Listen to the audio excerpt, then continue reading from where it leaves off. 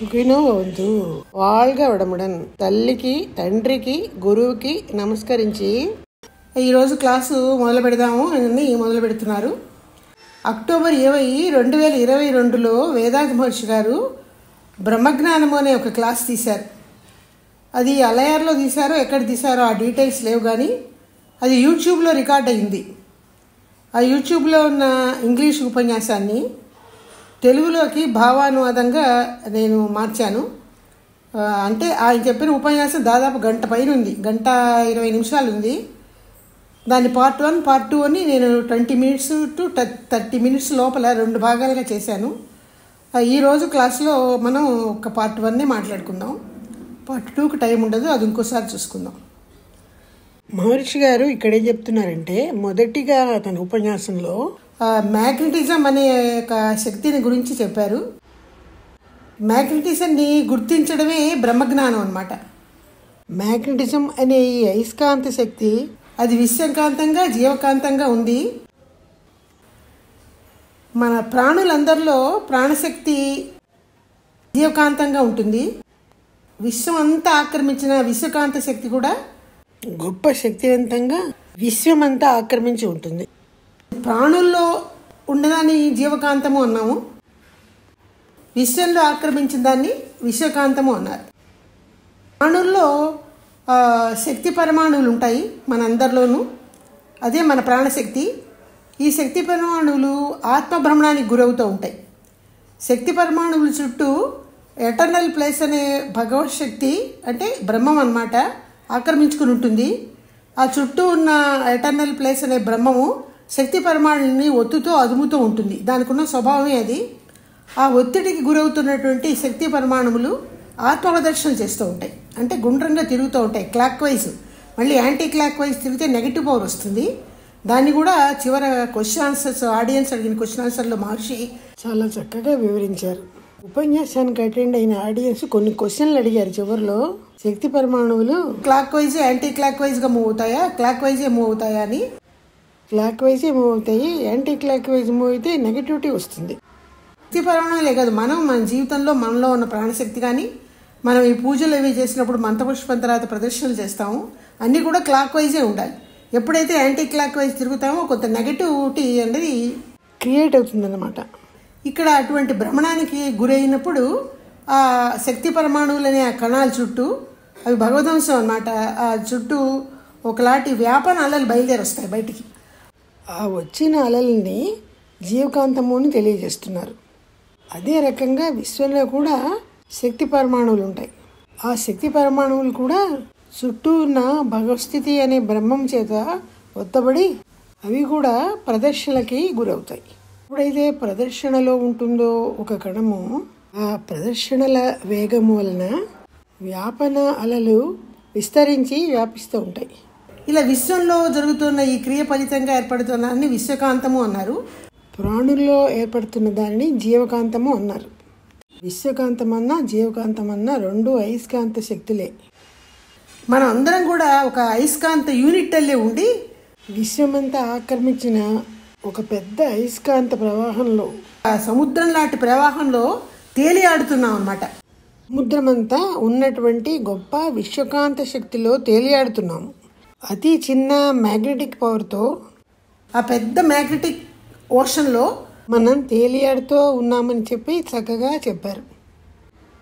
తరువాత విశ్వంలో కానీ ప్రాణుల్లో కానీ ప్రవహిస్తున్న శక్తి పరమాణువులు ఆత్మ భ్రమణములో ఎందుకు ఉంటాయి అని అక్కడున్న ఆడియన్స్లోని సభ్యులు మహర్షి గారిని అడిగారు. దానికి జవాబు చెప్తున్నారు మహర్షి వారు. విశ్వమంతా బ్రహ్మము అనే పరమాత్మ ఆక్రమించుకుని ఉంటాడు. దాన్ని గాడ్ అనొచ్చు, బ్రహ్మము అనొచ్చు, ఎటర్నల్ స్పేస్, అబ్సల్యూట్ స్పేస్ అని కూడా అంటారు. తనకున్న ఒత్తిడి శక్తి వలన బ్రహ్మము చితికిపోయి చిన్న చిన్న ధూళి కణాలల్లో ఏర్పడతాయి. వీటినే మనము శక్తి పరమాణువులు అంటున్నాం. తిరిగి ధూళి కణాలు అదే బ్రహ్మము చేత మళ్ళీ వెళ్ళి ఒత్తబడి నొక్కబడి అలా 4 పక్కల నుంచి ఒత్తిడి లభించబట్టి శక్తి పరమాణువులు ఆత్మ ప్రదర్శనకి గురవుతాయి. ఇదే ఆడియన్స్ అడిగిన ప్రశ్నకి జవాబు. తర్వాత చెప్తున్నారు, భ్రమణములో ఉన్న శక్తి పరిమాణుల నుండి వెలువడుతున్న వ్యాపనాలలు భగవస్థితే ఒత్తపడితో సూక్ష్మాతి సూక్ష్మమై చివరిగా బ్రహ్మము అనే సిద్ధ పరబయలులో కరిగిపోతాయి. బ్రహ్మంలో కరిగిన తర్వాత బ్రహ్మము ప్లస్ కరిగిన శక్తి పరమాణువులని యూనిఫైడ్ ఫోర్స్ అన్నారు. యూనిఫైడ్ అంటే రెండింటి కలయిక, దానినే విశ్వకాంతము అన్నారు. ఈ విశ్వకాంతమే విశ్వం అంతా ఆక్రమించుకున్నది, ఎక్కడ చోటు లేకుండా, అసలు ఖాళీ లేదు విశ్వంలో. నాకు మీకు మధ్యలో ఈ ఖాళీ స్థలంలో, మీలో ప్రతి అణువులో ప్రతి కణంలో 2 కణాలకి మధ్యలో ఉన్న స్థలంలో పూర్తిగా విశ్వకాంతమే ఉంది. అదే యూనిఫైడ్ ఫోర్స్. ఈ తరంగాలకి ఎలాంటి స్వభావం ఉంటుందో, ఎటువంటి లక్షణాలు ఉంటాయో అవన్నీ కూడా ఈ అలలు వేటిని ఢీకుంటాయో వాటికి అందుతాయి. సూక్ష్మంగా ఇక్కడ చెప్పవలసింది ఏమిటంటే, శక్తి పరమాణువు బ్రహ్మం నుంచి తయారైంది. బ్రహ్మమునకు ఏ స్వభావ లక్షణాలు ఉన్నాయో, అనగా ప్రదక్షిణ చేసే క్యారెక్టరు, ఒత్తిడి కలిగించే క్యారెక్టరు, అవి అన్నీ బ్రహ్మానికి ఉన్నాయి. ఉన్నవన్నీ కూడా దాని సంతానంగా జన్మించిన శక్తి పరమాణువులు కూడా ఉంటాయి. శక్తి పరమాణు నుంచి అలలు బయటకు వస్తున్నాయి కదా, ఆ అలలు కూడా అవే స్వభావ లక్షణాలు కలిగి ఉంటాయి. ఇటువంటి శక్తి పరమాణువులు అనేకములుగా కలిసి సూర్యుడు, గ్రహాలు, నక్షత్రాలు ఏర్పడ్డాయి. ఇవన్నీ ప్రదక్షిణకి గురవడానికి కారణం ఏమిటంటే, అవి అనేకమైన శక్తి గణాలు గుంపులుగా ఉండి కలుసుకుని ఏర్పడ్డాయి కాబట్టి, ఎప్పుడు శక్తి పరమాణులు భ్రమణంలో ఉంటాయి కాబట్టి సూర్యుడు, భూమి, నక్షత్రాలు అన్నీ కూడా భ్రమణంలోనే ఉంటాయి. ఈ విషయాలు విశ్వంలో కదలిక లేనిదంటూ ఏదీ లేదు, ప్రతిదీ కదులుతోనే ఉంది. అన్నీ పరమాణువుల యొక్క కలయికే. ఈ శక్తి పరమాణువుల కలయిక వలనే చరాచర విశ్వమంతా ఏర్పడింది. కాబట్టి అన్నింటికి కదలిక ఉంటుంది. అంతేకాకుండా ఏమవుతుంది, భూమి మీద మనలాంటి వాళ్ళం అందరం ఉన్నాం కదా, మనందరికీ ఇక్కడ ఏమవుతుందంటే సూర్యుడు, గ్రహాలు, నక్షత్రాలు, వాటి నుంచి వ్యాపిస్తున్న వ్యాపన అలలు భూమి మీద ఉన్న మన మీద, అన్ని వస్తువుల మీద వాటి ప్రభావాన్ని చూపిస్తూ ఉంటాయి. ఈ ప్రభావాలు ఎలా ఉంటాయి? నెగటివ్గా ఉంటాయి, ఒక్కోసారి పాజిటివ్గా ఉంటాయి. ఈ అలల ద్వారా వస్తున్న బ్రహ్మము యొక్క క్యారెక్టరు అంటే లక్షణాలు శక్తి కణాలకి ఉంటుంది, వాటి నుంచి ప్రవహిస్తున్న అలలకి కూడా ఉంటుంది. మనము ఇటువంటి శక్తి కణాల యొక్క కలయిక వల్లనే ఏర్పడ్డాం. శక్తి పరమాణువులే గుంపులుగా అణువులైతే, అణువులే పంచభూతాలుగా మారితే, పంచభూతాల నుంచే మానవుడు కానీ ఇతర సృష్టి అంతా కూడా జరిగింది. కాబట్టి ఏమైంది, మనలో కూడా ఆ బ్రహ్మం యొక్క సత్యస్వరూపమైన లక్షణాలు మానవుడిలో కూడా ఉన్నాయి, పొందుపరచబడి ఉన్నాయి. కానీ అవి చాలా నిగూఢంగా ఎక్కడో లోపల ఉంటాయి. దానికి కారణం ఏంటంటే, మానవుడు అన్నవాడు పరిణామ క్రమంలో అంటే ఎవల్యూషనరీ ప్రాసెస్లో మొట్టమొదటగా కాస్మిక్ ఆబ్జెక్ట్స్ ఏర్పడుతున్నాయి, తర్వాత వృక్షాలు ఏర్పడతాయి, ప్రాణులు ఏర్పడతాయి, క్రిమి కీటకాదులు, జంతుజాలము ఏర్పడతాయి.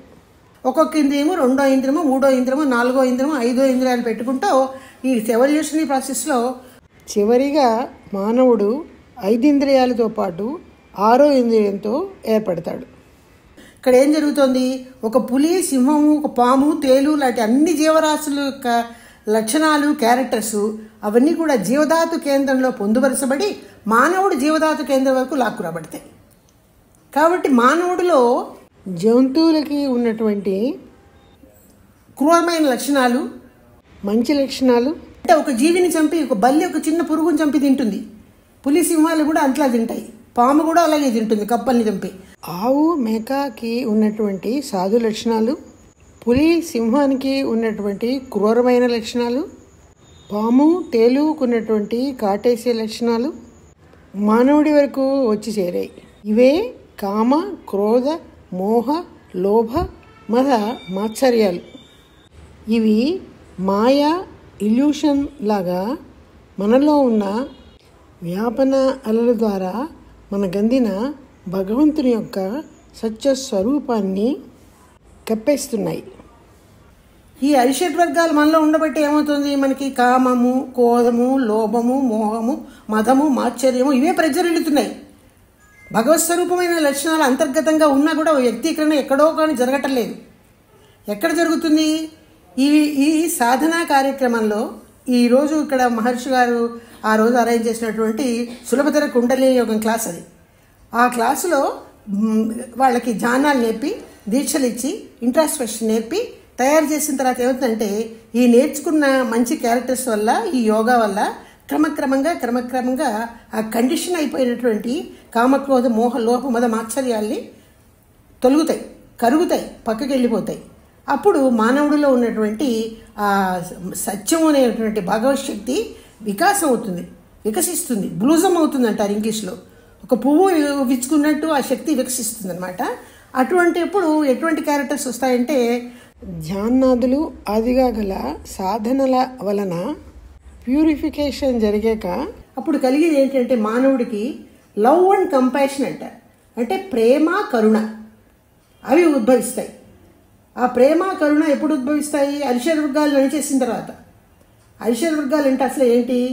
ఎగో, అహంకారం రూపంలో జంతుజాలం దగ్గర నుంచి తెచ్చుకున్న లక్షణాలన్నీ మనలో ఉంటాయి. నా అంతటి వాడు లేడు అన్న భావన మానవుడికి ఉంటుంది. ఏ విషయంలో ఒక దాంట్లో నేనే అన్నింటికి సుపీరియర్ అన్న భావన ఉంటుంది. దాదాపుగా 99% పీపుల్లో ఎగో ఉండకుండా ఉండదు. ఏదో ఒక విషయంలో వాళ్ళు ఎంత సత్యసంధులైనా ఒక విషయంలో ఉంటుంది. ఎగో అంటే అక్కడ ఏంటి? మహర్షి గారు చెప్తున్నారు, ఐ అండ్ మైన్, నేను నాది అని 2 లక్షణాలు అనమాట. నేను అని ఎప్పుడు మనం అనుకుంటాం కదా, ఎన్నో విషయాల్లో నేను అని చెప్తాం. ఆ నేను అన్నది నాది, ఈ వస్తువు నాది, ఈ ధనం నాది, ఈ సంతానం నాది, ఈ భార్య నాది, ఇవన్నీ నాది. ఈ నేను నాది అన్నది తల్లిదండ్రులుగా వాళ్ళకి అరిషడ్ అనే 6 సంతానం జన్మిస్తారట. వాళ్ళెవరు? కామ, క్రోధ, మోహ, లోభ, మద మాత్సర్యాలు. కామము అంటే కోరిక, లోభము అంటే పిసినారితనం, మదము అంటే అహంకారం, మాత్సర్యము అంటే పగ, వ్యానిటీ అండ్ వెంజెన్స్ అనమాట. అలా తర్వాతము ఈ స్త్రీలోలత్వము, అది కూడా ఈ కామక్రోధ మోహంలో ఒక భాగమే. ఇవన్నీ ఉండబట్టి మనము ఒక రకంగా ధ్యానాలు చేసి మన జన్మస్థానమైన భగవద్ దర్శనానికి, ఇప్పుడు మహర్షి గారు చెబుతున్న బ్రహ్మజ్ఞానం పొందడానికి అర్హులుగా లేము, అనర్హులుగా ఉన్నాం. వీటి వల్ల వీటిని తొలగించుకోవడానికే ఈరోజు సులభతర కుండలిని యోగం పేరు చెప్పి మీకు దీక్షలు ఇచ్చి ధ్యానాలు నేర్పుతున్నామని చెప్పి ఆయన మనకి తెలియజేశారు. ప్రేమ, కరుణలు పెరిగిన తర్వాత బ్రహ్మజ్ఞానాన్ని పొందే అర్హత పొందుతాం. అప్పటికి అర్హత వస్తుంది, ఇంకా అప్పటికి పొందలేదు బ్రహ్మజ్ఞానం. టాపిక్ పేరే బ్రహ్మజ్ఞానం. ఇక్కడ మనకి లవ్ అండ్ కంపాషన్కి 2 చక్కటి ఉదాహరణలు ఇచ్చారు. ఒకటి, భూమి 100 మైళ్ళ వేగంతో తన చుట్టూ తాను తిరుగుతూ ఉంటుంది. మోర్ దెన్ 1000 మైల్స్ వేగంతో సూర్యుని చుట్టూ రోజుకి ఒకసారి తిరుగుతుంది. ఈ ప్రదక్షిణల వలన భూమి కదులుతోంది కదా, భూమి కూడా శక్తి పరమాణువుల యొక్క కలయిక. శక్తి పరమాణువులన్నీ ఆత్మ బ్రహ్మణంలో ఉన్నాయి కదా, అందువలన శక్తి పరమాణువులతో పాటు భూమి కూడా గుండ్రంగా తిరుగుతోంది, సూర్యుడి చుట్టూ కూడా తిరుగుతోంది. అట్లా తిరగడం వలన భూమి మీద మనము కోట్ల మనుషులం ఉన్నాం కదా, భూమి కదలికకి మనమేమి తూలడం, జారడం లాంటివేమీ చేయటం లేదు. నిటారుగా నిలబడే ఉంటున్నాము, స్టేబుల్గా ఉన్నాము అని అనుకుంటాము. కానీ అది మాయ, ఇల్యూషన్. స్టేబుల్గా ఏమీ లేము. జారి పడుతున్నారా, తూలి పడుతున్నారా? భూమి ఇలా రౌండ్గా తిరుగుతోంది కదా, మనం కూడా అటు ఇటు తూలిపోవాలి కదా, తూలటం లేదు. ఎందుకు పట్టలేదంటే భూమికి గ్రావిటేషనల్ ఫోర్స్ అనే ఒక ఆకర్షణ శక్తి ఉంది. అది ఎక్కడి నుంచి వచ్చింది? భూమి తయారైనటువంటి అనేక శక్తి కణాల కేంద్రంలో బిందు రూపంలో బ్రహ్మం ఉంటాడు. ఎందుకుంటాడు అన్న ప్రశ్న వేస్తే, బ్రహ్మము తన్మార్పు వలన శక్తి పరమాణువు ఏర్పడింది. శక్తి పరమాణువు భ్రమణానికి గురైపోయింది. ఏ చక్రమైనా కూడా గుండ్రంగా తిరుగుతోందో దాని అంచుల మీద ఉన్నటువంటి వేగము కేంద్రం వైపుగా ఉండదు. పూర్తిగా సెంటర్ దగ్గరికి వచ్చేసరికి ఇంకా చలనం లేకుండా అయిపోతుంది. బ్రహ్మమే శక్తి పరమాణువు అయింది. బ్రహ్మానికి చలనం లేదు, ఆయన స్టేబుల్. భ్రమణంలో ఉండబట్టి అంచుల వైపు మాత్రమే శక్తి అయింది. అది తిరుగుతున్న శక్తి అన్నమాట. తిరగకుండా కేంద్రంలో ఉన్నది బ్రహ్మమే కదా శక్తి పరమాణువు. ఆ కేంద్రంలో చలనం లేకుండా చిన్న బిందు రూపంలో ఉంది. ఇది బ్రహ్మమునికి ఆకర్షణ శక్తి ఉంది కదా. గుంపులుగా ఉన్న శక్తి పరమాణువులతో భూమి తయారైంది. ప్రతి శక్తి కణము కేంద్రంలో ఉన్న బిందు రూపమైన బ్రహ్మానికి సహజంగా ఆకర్షణ శక్తి ఉంది. ఈ ఆకర్షణ శక్తే గ్రావిటేషనల్ ఫోర్స్. ఈ ఫోర్సే భూమి మీద ఉన్న మనందరినీ కూడా నిటారుగా నిలబెడుతోంది, లాగి పట్టి నిలబెడుతోంది పడిపోకుండా. ఇంతవరకు భూమిని గురించి అసలు ఎందుకు చెప్పారంటే, ఇక్కడ ఈ అరిషడ్వర్గాలన్నీ తొలగించుకున్నాక ప్యూరిఫై అయినటువంటి మన సోళ్ళు బ్రహ్మజ్ఞానానికి సంసిద్ధం అవడానికి ముందుగా కానీ సంసిద్ధమైన బ్రహ్మజ్ఞానం పొందాం. కానీ అది ఆ లవ్ అండ్ కంపాషన్ని చూపిస్తుంది. భూమికి లవ్ అండ్ కంపాషన్ ఉంది. ఏంటిది ఆ లవ్ అండ్ కంపాషన్? భూమికే కాదు, శక్తి పరిమాణాలతో తయారైన విశ్వంలో ఉన్న సకల వస్తువులకి కూడా ఆ లవ్ అండ్ కంపాషన్ ఉంటుంది. వికసించి బయటపడాలంటే అరిషడ్ వర్గాలు తొలగించబడాలి. లవ్ అన్నది ప్రేమ అన్నమాట. ప్రేమ కరుణ తెలుగులో. లవ్ అన్నది భూమికి ఉన్నది ఏంటంటే కేవలం మనని జారి పడిపోకుండా ఆకర్షణ శక్తితో నిలబెట్టడం. అది భూమికి ప్రకృతి సహజంగా వచ్చినటువంటి ప్రేమ అన్నమాట. మనందరి మీద ఉన్న ప్రేమ అన్నది అలా నిలబెడుతోందని. కరుణ అన్నది ఏంటి? భూమి పంటలు పండించి మనకి ఆహార ధాన్యాలు అందించి మన శిశువుగా ఉన్న దగ్గర నుంచి యుక్త వయసు వరకు వృద్ధాప్య వరకు పెంచి పోషిస్తోంది. భూమి పంటలు తినే మనం పెరుగుతున్నాం కాబట్టి భూమి మనని అలా కరుణతో పెంచి పెద్దవాళ్ళని చేసింది. భూమికి కరుణ ఉంది, ప్రేమ ఉంది. అదే రకంగా విశ్వంలో ప్రతి వస్తువులోనూ కూడా ఈ కరుణ ప్రేమలు ఉన్నాయని చెప్తున్నారు. అటువంటి ఒక 2 ఉదాహరణలు కూడా చెప్పారు. అదేంటంటే మామిడి చెట్టుకి ఒక పిందె బయలుదేరుతుంది. చెట్టు కొమ్మ ఆ పిందెని ప్రొటెక్టివ్గా పట్టుకుంటుంది. అట్లా పట్టుకుని అది పెరిగి కాయ అయ్యే వరకు జారి పడిపోకుండా దానికి రక్షణ ఇస్తూ పట్టుకుంటుంది. అది లవ్ అన్నమాట. లవ్ అంటే ఎంబ్రేస్ చేసుకోవడం. అదే రకంగా మామిడి చెట్టుకున్న కొమ్మకున్నటువంటి చిన్న పిందె కాయ అయి పండు అయ్యే వరకు దాన్ని నిలబెడుతోంది. కరుణ అన్నది ఏమిటంటే ఇక్కడ మామిడి చెట్టుకున్నది, మామిడి చెట్టు భూమి నుంచి నీటిని, సూర్యుడి నుంచి కాంతిని, మట్టి నుంచి ఖనిజ లవణాలను గ్రహించి జ్యూస్గా మార్చి తను పెరుగుతూ ఆ పిందె కాయగా పండుగా అవడానికి, రసాన్ని పొందడానికి ఆహారాన్ని అందిస్తూ దాన్ని పోషిస్తోంది. దీన్ని కరుణ అన్నారు. ఇంకో ఎగ్జాంపుల్ చెప్పారు. మనకి గాయాలు తగులుతూ ఉంటాయి, రక్తం కారుతూ ఉంటుంది. రక్త ప్రవాహాన్ని అరికట్టాలి. పెద్ద పెద్ద యాక్సిడెంట్ అయ్యారనుకోండి, బాగా బ్లడ్ బ్లీడ్ అవుతుంటే అది అరికట్టకపోతే బ్లడ్ చాలా వరకు పోయి మరణం కూడా సంభవించే అవకాశాలు ఉన్నాయి. కాబట్టి ఇలా రక్తం ప్రవాహం ఏం చేస్తుందంటే by nature it self God. ఆ గాడ్ పవర్ అక్కడ ఏం చేస్తుంది? రక్తాన్ని గడ్డగట్టిస్తుంది. అది ప్రేమ అని చెప్తున్నారు. ఇక్కడ కరుణ ఏమిటి? ఆ రక్త ప్రవాహము చాలా ఎక్కువగా కారిపోయి మరణానికి గురవ్వకుండా కాపాడుతుంది. మరణం ఎదుర్కోకుండా రక్షణ ఏర్పడుతుంది. కాబట్టి అది కరుణ లేదా కంపాషన్. ఈ లవ్ అండ్ కంపాషన్ మానవుడిలో పెరగాలి అంటే అరిషడ్ వర్గాల్ని జయించాలి. అప్పుడే బ్రహ్మజ్ఞానానికి అర్హులుగా నిలబడగలుగుతారు. అరిషడ్ వర్గాలు, పంచమహాపాతకాలు మన్నించి ఎట్లా తొలగించుకోవాలి అనే ఒక ప్రాసెస్ ఇక్కడ క్లుప్తంగా మనకి చెప్తున్నారు. దానికి సులభతర కుండలిని యోగము అనే ఒక యోగాన్ని ప్రవేశపెట్టారు. దాన్ని ఈరోజు బ్రహ్మజ్ఞానం క్లాసులో మీకు తెలియజేస్తారు. ఆ ప్రాసెస్లో ముందుగా హుయామై అంటే నేనెవరు అన్న ప్రశ్నకి జవాబు వెతుక్కుని దాన్ని పటిష్టంగా పట్టుకోవాలి.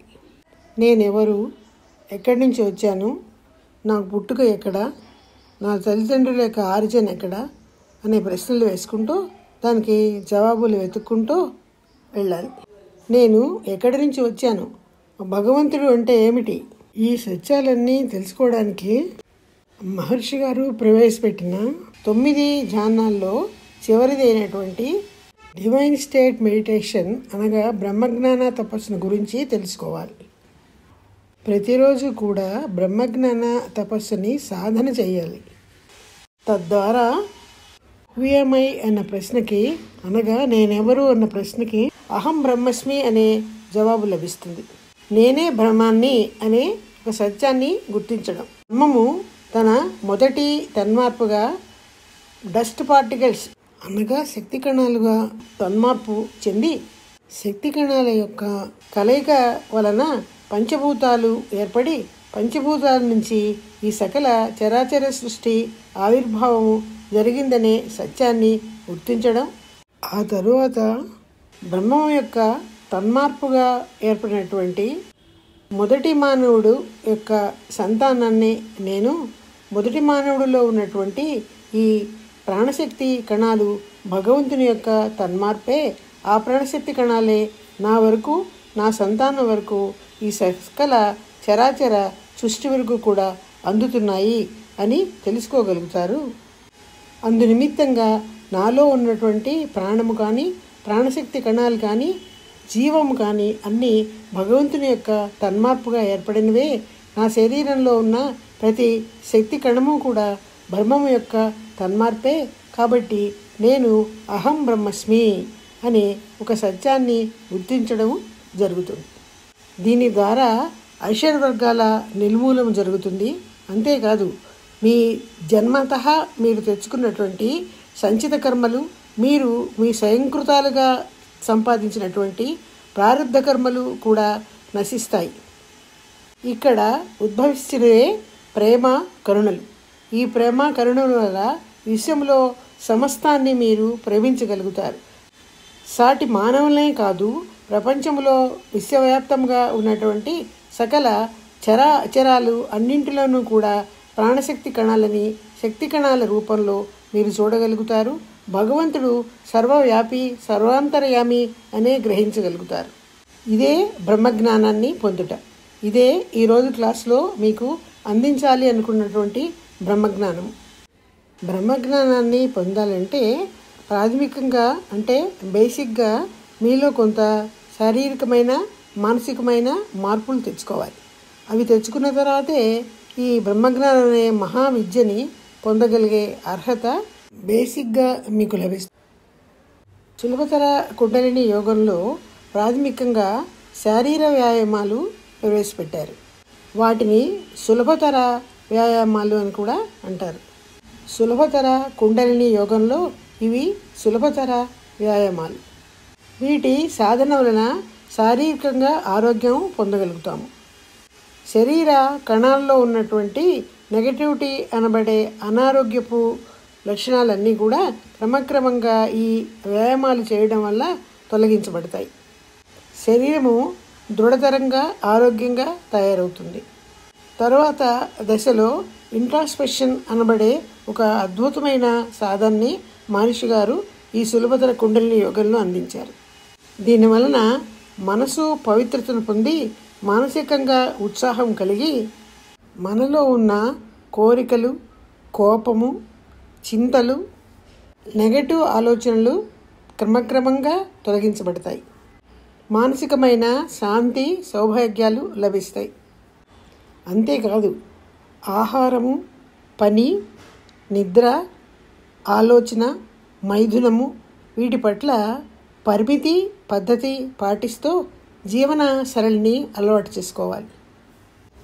ధ్యానాలు క్రమ పద్ధతిలో ఆచరించటం వలన సంచిత కర్మలు, ప్రారంధ కర్మలు కూడా కొంతవరకు తొలగించబడతాయి. ఇప్పుడే మీరు మానసికంగా, శారీరకంగా పవిత్రతను పొంది, అంటే ప్యూరిఫై అయ్యి బ్రహ్మజ్ఞానాన్ని పొందడానికి అర్హులవుతారు.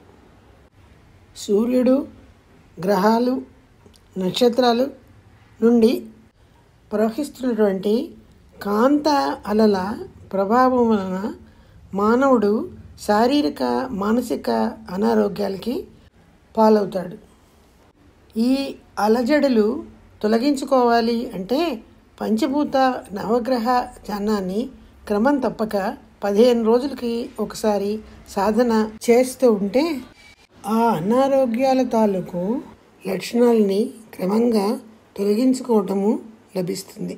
అంతేకాకుండా కాజ్ అండ్ ఎఫెక్ట్ సిద్ధాంతాన్ని కూడా తెలుసుకోవాలి. మనం ఏ పని చేస్తున్నాము, ఒక చెడ్డ పని చేసాము, ఒకళ్ళని కొట్టాము, ఇంకోళ్ళని తిట్టాము, ఇంకోళ్ళ ఆస్తి అపహరించాము, అది ఒక నెగటివ్ ఇంప్రింటల్లే మన ప్రాణశక్తి అనే జీవతాత్వ కేంద్రంలో పడి అది ఒక పాపపు ముద్రలే పెరిగి పైకి వచ్చి మళ్ళీ మన అనేక రకాల అనారోగ్యాలకి, నష్టాలకి, కష్టాలకి, యాక్సిడెంట్కి గురయ్యే పరిస్థితి తీసుకొస్తుంది. ఆ సత్యం తెలియక మనం ఏదో ప్రవర్తిస్తూ ఉంటాం. కాబట్టి కాజ్ అండ్ ఎఫెక్ట్ వలన మీకు మంచి, నష్టము, కష్టము కూడా జరుగుతూ ఉంటాయి. అందుకని ఒకళ్ళని నొప్పించే పని, బాధించే పని చేయకూడదు. మంచి కార్యాలు మాత్రమే చేయాలి. మంచి కార్యాలు చేసి ఒక దానము, ధర్మము, మెడిటేషను, నీ చేతైనంతలో కొంచెం సమాజ సేవ, నీ చేతైనంతలో 1% అన్నమాట, ఏదో ఒకటి అలా చేసి నీ మంచి కార్యాలు చేసుకోగలిగితే ఈ కాజ్ అండ్ ఎఫెక్ట్ ప్రకారము నువ్వు చేస్తున్న మంచి నీకు జరుగుతుంది. తన ప్రకృతి ధర్మాన్ని పాటించడం అనేది ఇంకొక అవసరం. ఆరోగ్యం కాపాడుకోవడానికి ప్రకృతి ధర్మాలు ఎలా పాటిస్తాము? ప్రకృతి ధర్మాలు అంటే అసలు ఏంటి? ఒక టైంకి నిద్రపోవడం, ఒకే టైంకి లేవడం, ఒకే టైంకి ఆహారం తీసుకోవడం, అది అలా టైం ప్రకారం ప్రకృతి నియమించినటువంటి టైం అన్నమాట. పొగలు వర్క్ చేయడం, రాత్రిళ్ళు నిద్రపోవడం, బ్రహ్మ ముహూర్తంలోనే లేవడం, చేత అయితే ధ్యానం చేసుకోవడం. ఈవేళ ధ్యానం ఎప్పుడు చేసామో రేపు అప్పుడే చేయాలి. ఈవేళ 12ంటికి లంచ్ చేస్తే రేపు మళ్ళీ 12ంటికే లంచ్, 7:30కి డిన్నర్ చేస్తే మళ్ళీ 7:30కే డిన్నర్ చేయాలి. పరిమితిగా, పద్ధతిగా చేయాలి. ఇవి అలా చేయడం అనేది ప్రకృతి ధర్మాన్ని పాటించడం. చివరిగా ఒక మాట చెప్తున్నారు. మనము దేవాలయాలకు వెళ్తాం కదా, అప్పుడు 2 కొబ్బరికాయలు కొట్టి ఇదే భక్తి మార్గం అనుకుంటాం, అదే భక్తి అనుకుంటాము. అది భక్తే కాదని మహర్షి గారు ఖండించడం లేదు. కానీ అది చాలదు, అది అంత కరెక్ట్ కాదు, అది తప్పు కూడా కాదంటున్నారు. అది కరెక్ట్ కాదు, తప్పు కాదు.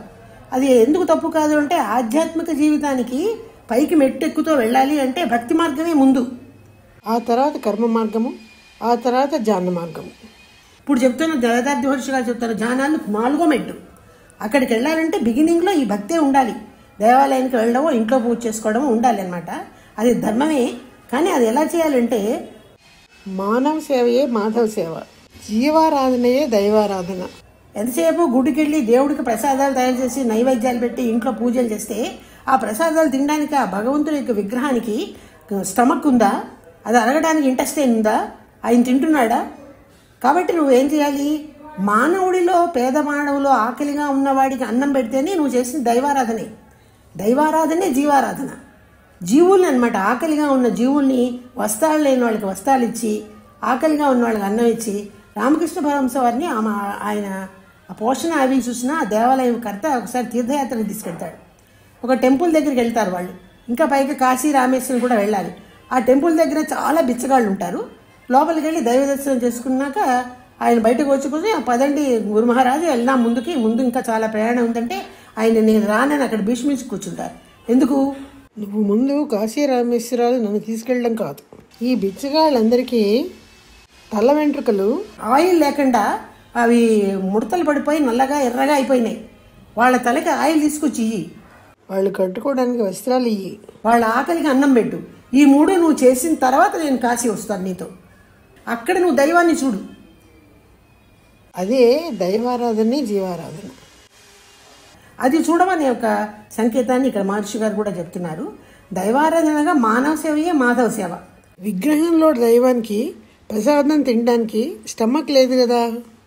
నువ్వు ప్రసాదం పెట్టడంలో తప్పు లేదు. కొన్ని పాజిటివ్ వైబ్రేషన్స్ ఆ ప్రసాదంలో ప్రవేశిస్తాయి. అది తినడం వల్ల నీకు మంచి జరుగుతుంది. కానీ అంతటితో చాలదు. అది కేవలం భక్తి మార్గమే. అది మొదటి మెట్టే. అలా ఆ మొదటి మెట్టు దగ్గరే నువ్వు ఆగద్దు. నువ్వు జీవారాధనలో కూడా అడుగు పెట్టమని చెప్తున్నారు. ఈ కార్యక్రమాలన్నీ మీరు ఆచరించడం వలన మీకేం జరుగుతుంది? మంచి జరుగుతుంది. ఏమిటా మంచి? శరీర ఆరోగ్యం, ఇమ్యూనిటీ పెరిగి బాగుపడతారు. ఎప్పుడైతే ఇమ్యూనిటీ పెరిగిందో అప్పుడు బ్రహ్మజ్ఞానం క్లాస్లో మీకు మేము తెలియజేస్తున్న ధ్యానాలు, ఇంట్రాస్పెక్షన్ చేయగలుగుతారు. ఆ ధ్యానాల్లో 9వ ధ్యానం ఎప్పుడైతే డివైన్ మెడిటేషన్ అన్నది మీరు చేయగలుగుతారో, దానివల్ల హూయామయ్యే సత్యాన్ని మీరు గుర్తిస్తారు. ఒకరోజు కాకపోతే అట్లా చేస్తూ ఉంటే నేను ఎవరిని అన్న సత్యాన్ని గుర్తిస్తారు. నేనే భగవంతుని యొక్క అంశని, సత్యాన్ని గుర్తించగానే ఏమవుతుంది? మీలో ప్రేమ, కరుణలు ఉద్భవిస్తాయి. ఆ ప్రేమ, కరుణలతో సాటి వాళ్ళని అందరినీ ప్రేమిస్తారు. మీకు ఎవరు శత్రువులు ఉండరు, ఎవరు ద్వేషించే వాళ్ళు ఉండరు. ఇవన్నీ స్టెప్స్ అన్నమాట. ఇవన్నీ రావాలి అంటే ప్రైమరీగా ఏం చేయాలి, సెకండరీగా ఏం చేయాలి, ధ్యానాలు ఎలా చేయాలి అనే సంగతి మనకి చెప్పి ఇంక నా ఉపన్యాసాన్ని నేను ముగిస్తున్నాను. వీరందరూ చాలా సుఖంగా, సంతోషంగా, ఆయురారోగ్య ఐశ్వర్యాలతో ఉండి బ్రహ్మజ్ఞానాన్ని పొందేదరుగాక అని దీవిస్తూ ముగించారు. సుఖినో భవంతు. Be blessed by the divine. வாழ்க வளமுடன்.